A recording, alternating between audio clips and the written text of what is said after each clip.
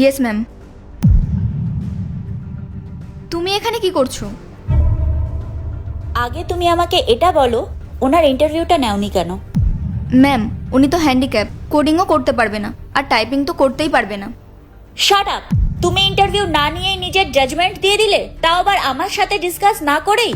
আরে কমসে কম ইন্টারভিউ নিয়ে নিতে বা আমার সাথে ডিসকাস করে নিতে।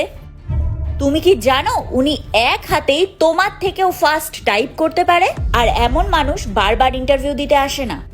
Should I fire you for this behaviour? No ma'am, I am sorry. Ma'am, it's okay. আমার মনে হয় না উনি এরপর থেকে কারোর সাথে এরকম করবেন।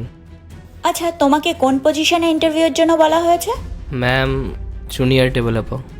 ঠিক আছে, আমরা তোমাকে টিম লিডারের জন্য হায়ার করছি। But ma'am,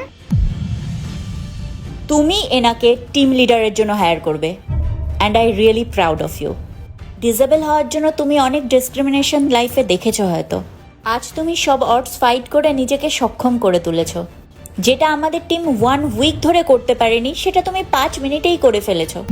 really impressive. Thank you ma'am. You are welcome. ওনাকে অফার লেটারটা দিয়ে দাও টিম লিডারের। Okay ma'am, come.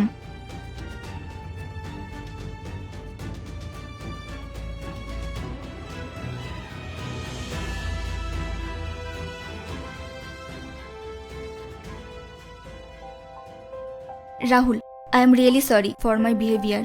It's okay ma'am.